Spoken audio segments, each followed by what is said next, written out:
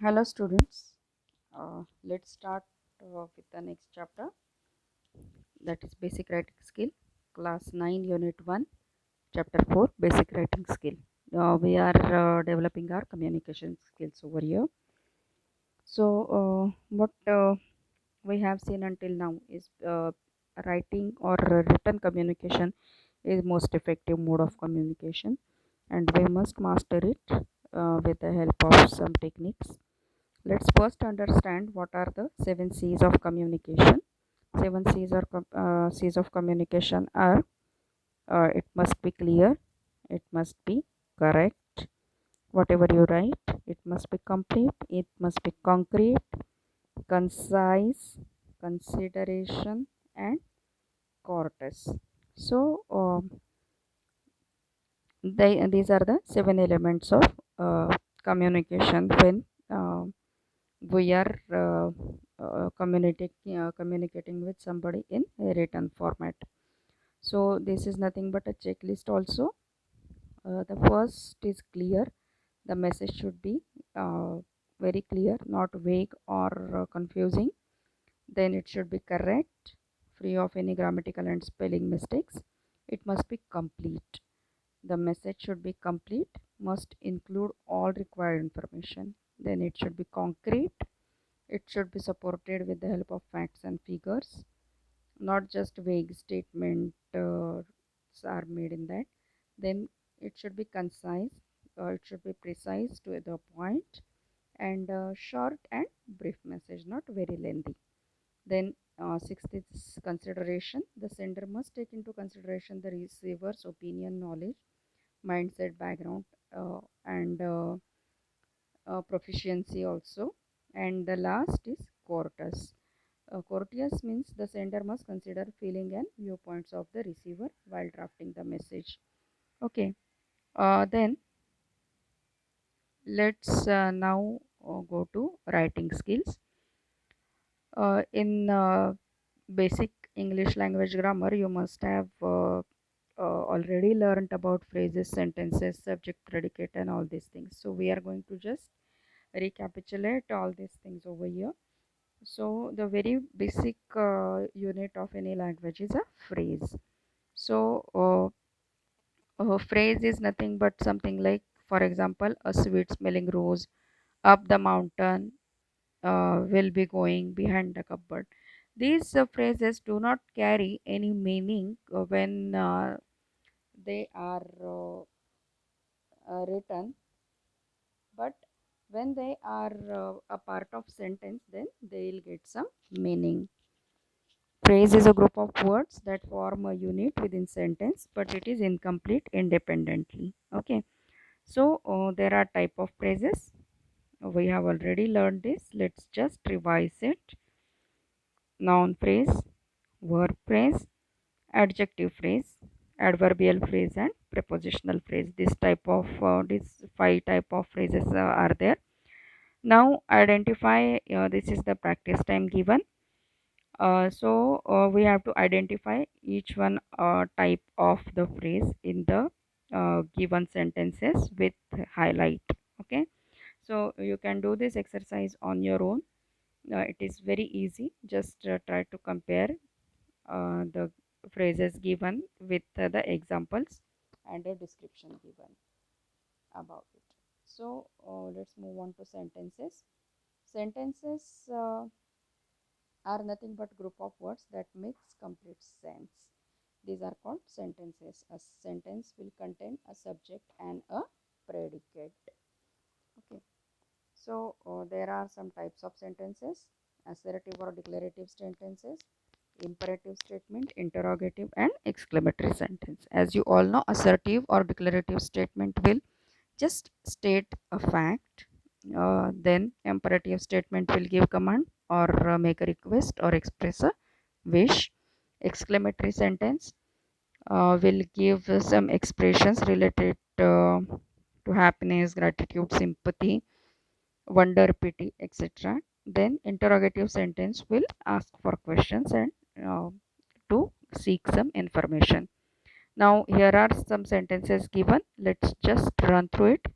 I didn't have time to finish my homework last time. So this is imperative type. Sorry, this is assertive or declarative type of statement stating the fact.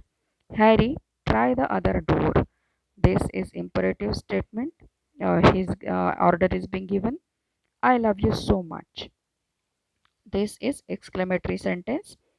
I am 10 years old. Again, assertive. What a beautiful painting! Exclamation. Stay in your seat. Again, it's order. So, imperative statement. Are you ready to go? This is interrogative statement. Please pass the salt. Request is made. So, it is imperative type of statement. Okay. So, let's move on to the next part, that is parts of the sentence, subject and a predicate. Every complete sentence contains two parts, subject and predicate. Subject is a word or group of words which conveys the name of person, things about whom or which we are talking about. And a predicate is a part of sentence that contains verb and states something about the subject. Okay. So for example, the book fell off the table. In this subject, the book is a subject and fell off the table is the predicate. Okay, this is telling the information about the book. Okay, so here are some rules for writing sentences. Use short sentences, limit the sentence content, economize on words, arrange the sentences in proper sequence, design sentences to emphasize the topic. Okay. Now again some practice time exercise is given. In each of the following, circle the subject and underline the predicate. All of you master this grammar skill from English language, so you can do this exercise on your own. Let me turn the page now. Now let's comes to part of speech. Parts of speech, as we all know, since the standard third or fourth we are learning about this. Nouns, pronouns, adjective, verb, adverb, preposition, conjunction and interjunction are nothing but the parts of speech. What is noun? Noun refers to the name of person, thing. Pronoun used in the place of noun. Adjective refers to the word that describes noun. Verb refers to the word that shows some action. Adverb is a modifier, uh, adds some more meaning to the verb. Preposition refers to a word that shows relationship with a noun. Then conjunction joins two words, ideas or phrases or even sentences together. Interjunction is a word or phrase that expresses strong emotion. Okay. So again, one exercise is given. We have to identify the parts of speech of the words given here. You can do this on your own. So let's move on to the next topic, that is articles. Okay, articles have two types, indefinite article and definite article. A and an are indefinite article and the is the definite article. Indefinite article a and an, when and where to use a and an. Let's see rules for using identifiers. A is used before a singular countable noun, or adjective beginning with a consonant sound. Okay. Then to express quantity, to in certain exclamatory expressions. What a pity, what a beautiful shot, what a beautiful day, uh, at such points. Then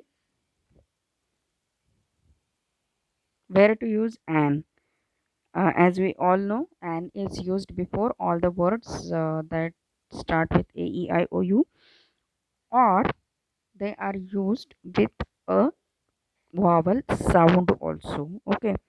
He ate an apple. I want an orange. She works as an actor. carry an umbrella to the market. These are the examples. Now see here, some examples are given in this chart. Now remember few things. The initial sound is important, not the spelling.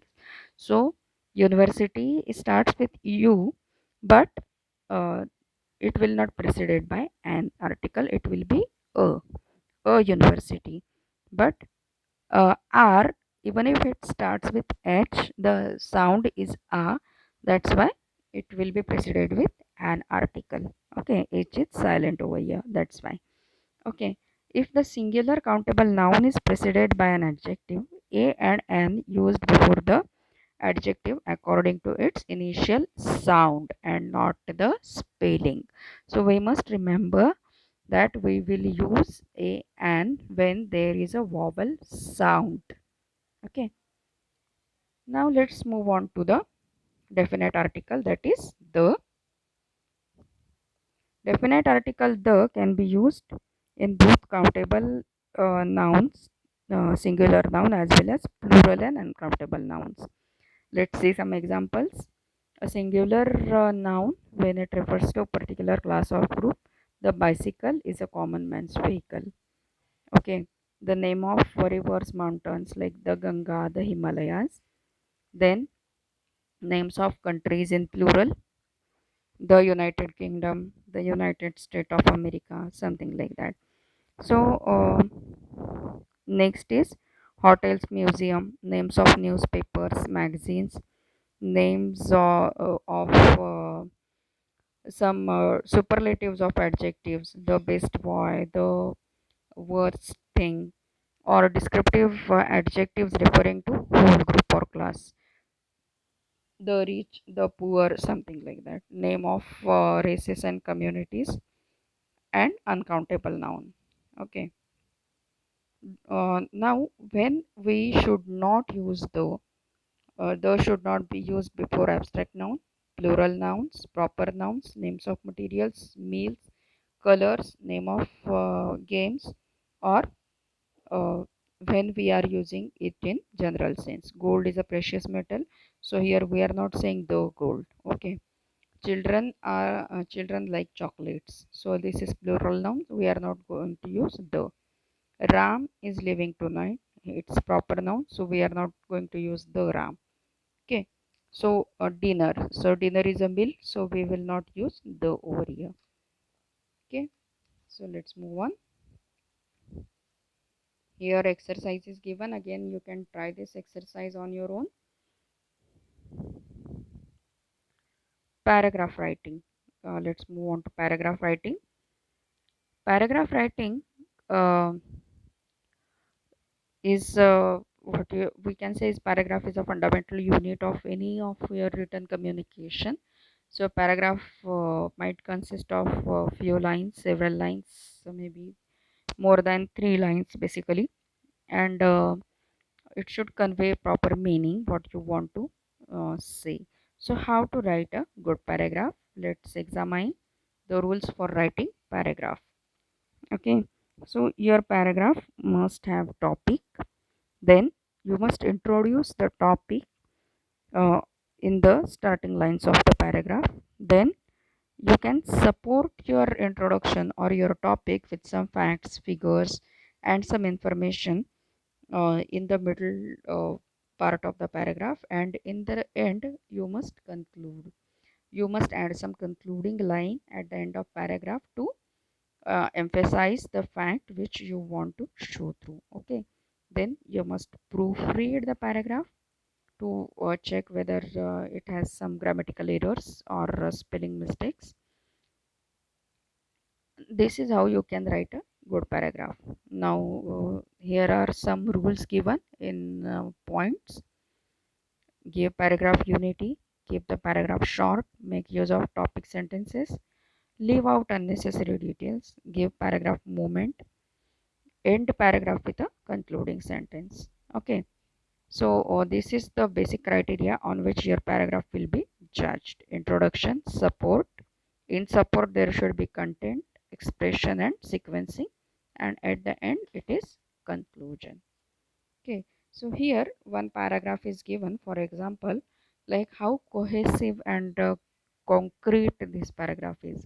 You can read through this paragraph and see how concrete and self-explanatory this paragraph is. It follows all the rules of paragraph writing as well as English writing also. You can read through this paragraph. All the exercises, practice exercises given in this chapter, I am solving it on my own and I'll be posting in EduNext for your reference. You can solve it on your own, cross check your answers with my answers. Okay. So this ends our chapter basic writing skills. Thank you.